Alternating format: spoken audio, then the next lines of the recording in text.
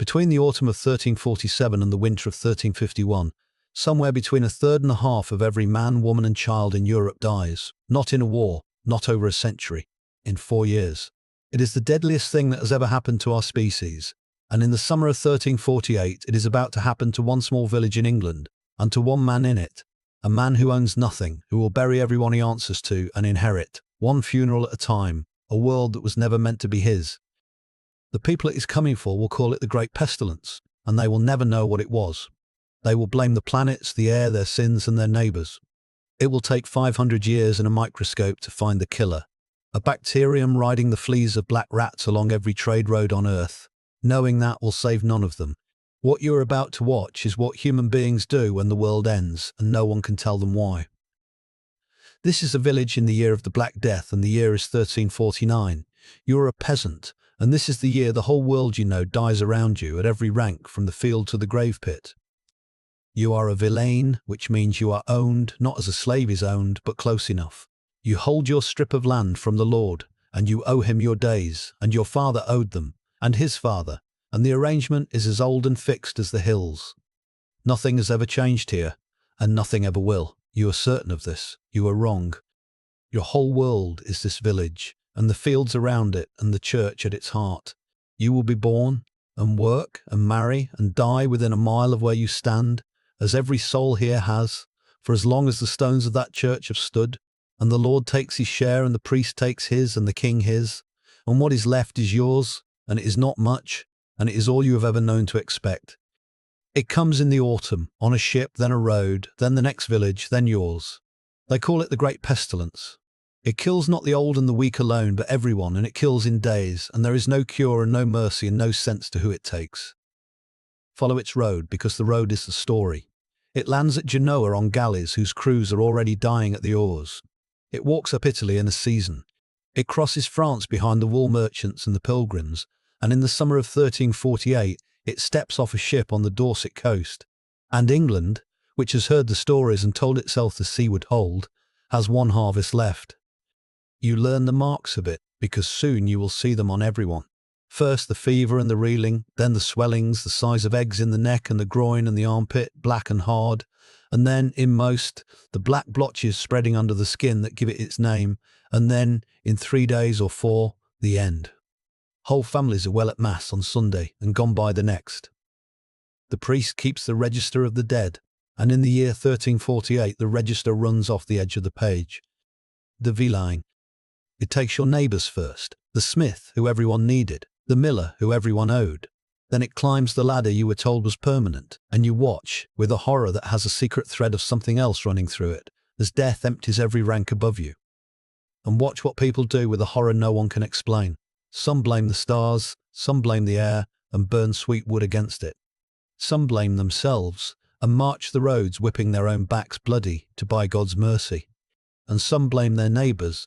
Across the Rhine this same year, whole Jewish communities are burned alive on the lie that they poisoned the wells, thousands of innocents, murdered for a plague that kills Jew and Christian exactly alike. Fear does not make people wicked. It finds the wickedness already waiting and hands it a torch. Half the village dies before winter. Half. The fields stand uncut because there is no one to cut them, and the animals wander because there is no one to drive them, and the world you were told could never change has changed in a single season, more than in all the centuries before it. The beasts die with the men. Moraine sweeps the sheepfolds, cattle stand untended in the lanes until they starve or stray, the dogs of dead households run in packs. And the harvest of 1348, a wet, ruined harvest even before the dying, rots where it stands, so that the survivors of the pestilence walk straight into a hungry winter. Death, you learn, does not queue politely. It comes all at once from every direction it owns. In the towns it is worse, because towns are the plague's favourite food. London digs emergency burial grounds outside its walls and fills them at hundreds a week, trench upon trench, and the carts make their rounds each morning with a bell and a call that will outlive the century, bring out your dead. The great city does not stop being a city. It becomes a machine for burying itself, and it runs that machine for a year. And understand that no rank is spared, because that is the fact that breaks the old world's spine. This same summer, the king's own daughter, the Princess Joan, dies of the pestilence at Bordeaux on the road to her own wedding. The King of England cannot protect his child. Every villain in every village hears that news and files it away in silence. The crown, the castle, the manor, none of it is any shelter at all.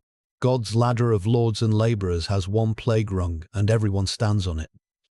The failure of the wise.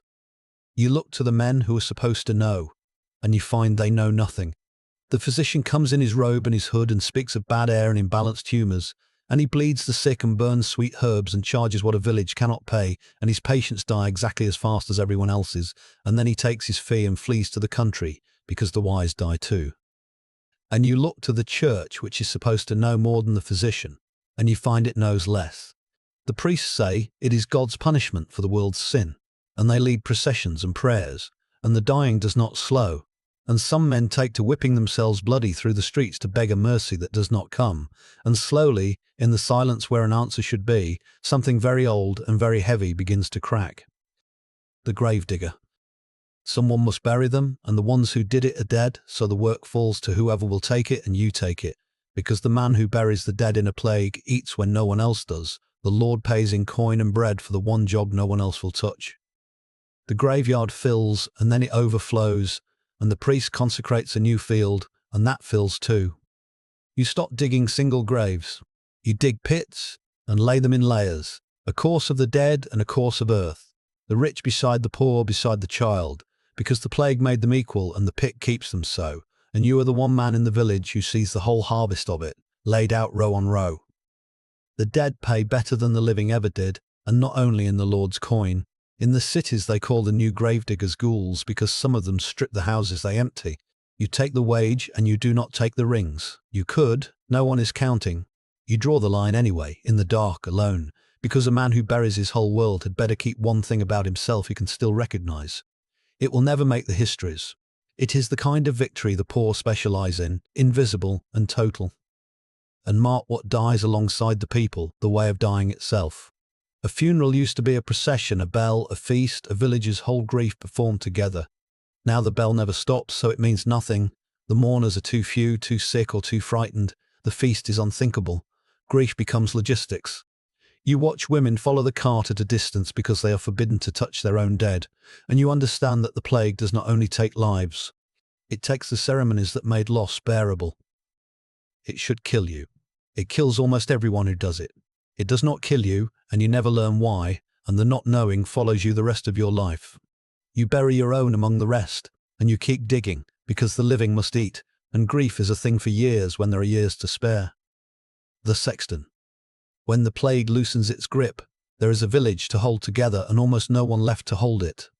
The sexton is dead, and the man who keeps the church and its ground is needed, and you have spent a year in that ground, so the work is yours.